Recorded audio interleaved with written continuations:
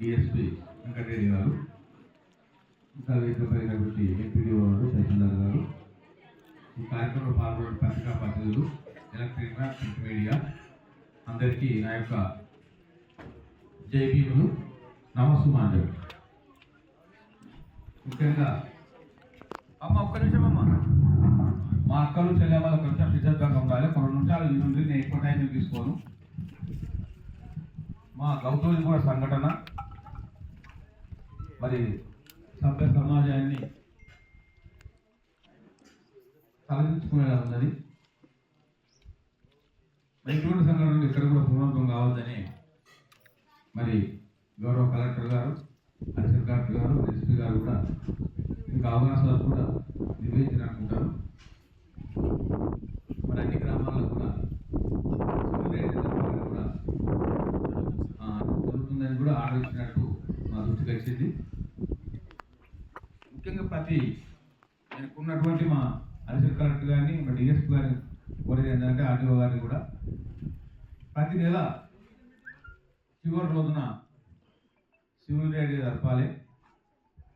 మన జిల్లాలో కూడా విజిలెంట్ అండ్ మానిటరింగ్ కమిటీ సభ్యులు సమావేశాలు విధిగా జరిగితే ఇటువంటి గ్రామాలలో అవగాహన కల్పిస్తే, గూడాలలో చిన్న చిన్న గ్రామాలలో కూడా మారుమూల ప్రాంతాల అవగాహన కల్పిస్తే ఇటువంటి సమస్యలు పునరుద్ధం కావాలని చెప్పి కూడా నా యొక్క అభిప్రాయం.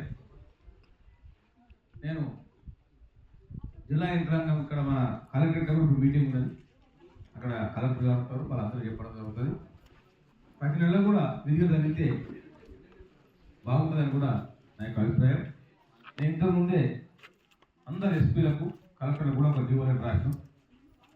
ఎందుకంటే మీరు ప్రతి నెల తప్పకుండా పౌర హక్కుల దినోత్సవం జరపాలి. 3 నెలలకు ఒకసారి విజిలెంట్ అండ్ మానిటరింగ్ కమిటీ సమావేశాలు జరపాలి. ఆ సమావేశాలకు కూడా మాకు కూడా ఆహ్వానం తెలిపితే తప్పకుండా ఒక కమిషన్ మెంబరు అవకాశం మేము అటెండ్ అవుతామని కూడా లెటర్ రాయడం జరిగింది. మరి అర్జున్ గారు కానీ, చంద్రమ్మ గారు కానీ, నరసమ్మ కానీ వారు చాలా బాధలు వ్యక్తం చేశారు. మాకు జరిగిన అవమానం ఇంకో జరగద్దు అని, మానవులంతా సమానం, మనకందరూ కూడా భారత రాజ్యాంగం ఇచ్చినటువంటి గొప్ప మానవుడు మన అంబేద్కర్ గారు. మనం ప్రశ్నించినప్పుడే మన సమస్యలకు పరిష్కారం అయితే, ఎప్పుడైతే మనం ప్రశ్నించామో ఎదురు మన బానిసగా చూస్తూనే ఉంటాడు అని మన అంబేద్కర్ గారు చెప్పారు. బోధించు, సమీకరించు, పోరాడు అనే నిదానంతో మనం తప్పకుండా ముందుకు పోవాలి, వారి ఆశయాలు కొనసాగించాలి. నేను అమ్మ చెప్పింది నరసమ్మ, మేము గ్రామంలో ఉండము అని. కాదమ్మా, మీ అర్జున్కి కానీ, చంద్రమ్కి కానీ నా నంబర్కి నాకు ఇచ్చి ఇచ్చిపోదమ్మా. మీకు ఒక్క ఒంటిగంట రాత్రి ఆపత్తి చెప్పుకుంటే అర్ధ గంట నేను దగ్గర ఒక గంట సమస్య లేదు. మన ఉద్యోగంలో మనమే ఉండాలి. మన జన్మించిన గడ్డ ఇది, మన గడ్డమే మనమే జీవించాలి. మన తాతలు ముత్తాతల నుంచి ఉన్న గ్రామం ఇది. మన గ్రామం తీసుకోవడం కరెక్ట్ కాదు. ఎస్సీ ఎస్టీ కమిషన్ మీకు అండగా ఉంటుంది. ప్రభుత్వాధికారులు కూడా అండగా ఉంటారు. మీకు మంచి ఆర్టీఓ గారు, డైనమిక్ ఆర్టీఓ, ఆయన ఇంతకుముందు కూడా సిబ్బంది లాగా పనిచేసిండు. మరి తప్పకుండా ఆయనకు మీరు అప్లికేషన్ ఇవ్వచ్చు. ఏదైనా ఇబ్బంది ఉంటే డిఎస్పీ వెంకటరెడ్డి గారు కూడా చిన్న విషయాలు కూడా స్పందిస్తాడు, ఆయన కూడా అప్లికేషన్ ఇవ్వచ్చు. కానీ ఇంకా కొందరు డిఎస్పీ గారిని కూడా ఆదేశించడం ఏంటంటే, ఇంకా కొందరు కూడా అరెస్ట్ కాలేదని చెప్పి కూడా మా దృష్టికి వస్తూ ఉన్నది. మరి A1 కానీ, A2 కానీ ఎవరు ఉన్నారో తప్పకుండా అందరిని అరెస్ట్ చేసి చట్టం ముందు అందరూ సమానం చెప్పి నిరూపించుకోవాల్సిన అవసరం పోలీస్ శాఖకు ఉన్నది. ఎస్సీ ఎస్టీ కమిషన్కి బాధ్యత ఉన్నది కనుక మనం అందరం కూడా చట్టం కూడా అతిథులు కాదు, చట్టం కూడా అందరూ సమానమైన విధంగా మనం ప్రూవ్ చేసుకోవాల్సిన అవసరం ఉన్నది. అది పోలీస్ శాఖ మీద ప్రధానంగా ఉన్నది కనుక సత్వరమే మీరు అరెస్ట్ చేసి ఎలాంటి పొలిటికల్ వచ్చిన లొక్కకుండా ఎవరు ఏది చెప్పినా మన విద్యుత్ ధర్మాన్ని మనం చేయాలి. ఆ విధంగా మిగతా అందరూ కూడా అరెస్ట్ చేయాలని చెప్పి నేను ఇక్కడ జిల్లా ఎస్పీ గారి దగ్గర కూడా మీటింగ్లో ఉన్నది, అక్కడ కూడా నేను ఆదేశాలు ఇస్తా. ఏది ఏమైనా ఇవాళ రేపటి అందరూ కూడా మొత్తం టోటల్ ఎంతమంది 30 మంది అంటున్నారు కేసులో, ఎంతమంది అంతమంది తప్పకుండా అరెస్ట్ చేస్తారు. మీకు అందరికీ ఏం బాధ ఉండదు. అటువంటి సమస్యలు మళ్ళీ పూర్వకం కావు. మనం అందరం కూడా మానవులంతా మనకు సమానం కాబట్టి మనం అందరం స్వేచ్ఛాయుత వాతావరణంలో మనం బతకాల్సిన అవసరం ఉన్నది. మనం గ్రామంలో ఏది చెప్పిపోయినా కానీ మీరు అందరూ కలిసి జీవించవలసిన అవసరం ఉంటుంది. ఇక్కడ ఉన్న ఎస్సీలు కానీ బీసీలు ముద్దాలు కానీ ఇక్కడ మిగతా కులాలు ఏమన్నా నాకు అంత ఐడియా లేదు. ఎవరు ఉన్నా కానీ అందరం కూడా మనం కలిసి జీవించి మనమంతా ఊళ్ళే మనమంతా ఎక్కడ పిలుచుకుంటాం, అన్న తమ్మి చెల్లె బావ అక్క అని పిలుచుకుంటాం, మనం వరుస పెట్టి పిలుచుకుంటాం.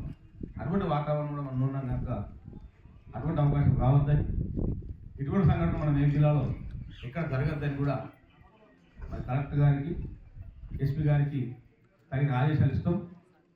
కలెక్టర్నే మరి మీటింగ్ పరిస్థితులు ఆకే పోవాలని వీళ్ళందరూ ఎవరు భయపడటానికి అవసరం లేదు. మరి మిగతా మా మిగతా కులస్తులను నేను రిక్వెస్ట్ చేస్తున్నాను.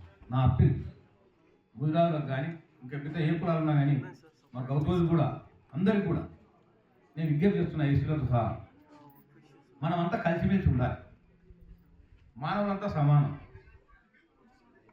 మాది వ్యక్తికో మాల వ్యక్తికో తీస్తే రక్తం తెల్లగా ఉండదు, గుజరాత్ తీస్తే నాకు రక్తం ఎర్రగా ఉండదు. అందరం మనమే కనుక 78 సంవత్సరాల సంవత్సరం వచ్చింది కనుక ఇంకా కూడా మన అటువంటి బిల్లు పెట్టుకోవచ్చు. మీరు ఈ మధ్యలో చూస్తున్నారు కులాంతరు గారు కూడా కోకులం జరుగుతుంది. ఇలా కులం లేదు, చదువుకుంటే వాళ్ళు చదువుకుంటే మన ప్రపంచాన్ని జయించవచ్చు అని మన అంబేద్కర్ చెప్పిండు. మరి మనంతా కూడా చదువుకొని ఇలా మంచి మంచి ఉద్యోగాలు సంపాదించుకుంటున్నాం. మరి అటువంటి తారతమ్యాలు లేకుండా మనమంతా జీవించవలసిన అవసరం ఉన్నది. అందరూ మీరు కలిసిపెట్టి ఉండాలి. మన గ్రామంలో మంచి వాతావరణం ఉండాలి. ఇన్వెస్టిగేషన్ చేసి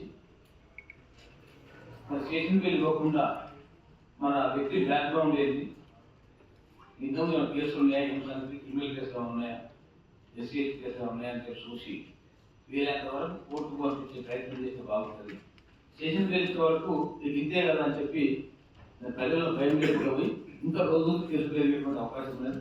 దాన్ని కొంచెం మానవీయంగా ఆలోచించి దాని కొంచెం తెలుసు. సుప్రీంకోర్టు గైడెన్స్ ఉన్నాయని చెప్పారు వాళ్ళు. మీరు 7 సంవత్సరాలు లోపల ఉన్న వాటికి మేము స్టేషన్కి ఇవ్వాలి కదా, మాకు రూల్స్ ఉన్నాయి కదా అని అంటారు. రూల్స్ ఉన్న మాట నిజమే. దానికోసం కూడా మేము ప్రయత్నం చేస్తూ ఉన్నాం.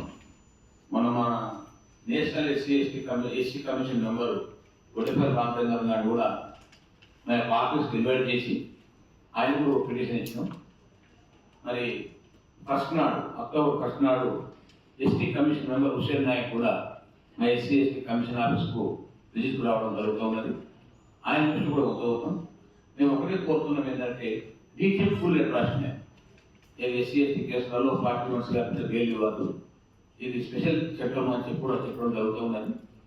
మరి మేము కూడా నేషనల్ ఎస్సీ కమిషన్ ద్వారా ప్రయత్నం చేసి మా రాష్ట్రపతి మెమోరాండం వేయడం, రామకృష్ణ దగ్గర కూడా పోయి మెమోరాండం ఇచ్చి దీన్ని స్పెషల్ దీన్ని ఆర్డర్స్ తేవాలని కూడా నేను సుప్రీంకోర్టు ప్రయత్నం చేస్తున్నాం. అంతవరకు దాకా కొంచెం మీరు కూడా మాకు సహకరించి దయచేసి పోలీస్ శాఖ వారు మరి స్టేషన్కి వెళ్ళిపోకుండా ఏదో కేసు పరిస్థితులు చూసి తప్పకుండా కోర్టుకు పంపే ప్రయత్నం చేస్తే కొంచెం చట్టం అంటే భయం ఉంటుంది, మీకు కూడా కేసులు వెళ్ళి ల్యాండ్ ఆర్డర్ కూడా కంట్రోల్ ఉంటుందని చెప్పి నేను ఎస్పీ గారిని మరి డిఎస్పీలను కూడా కోరుతాం, దయచేసి ఆలోచించవలసిందిగా కోరుతాం.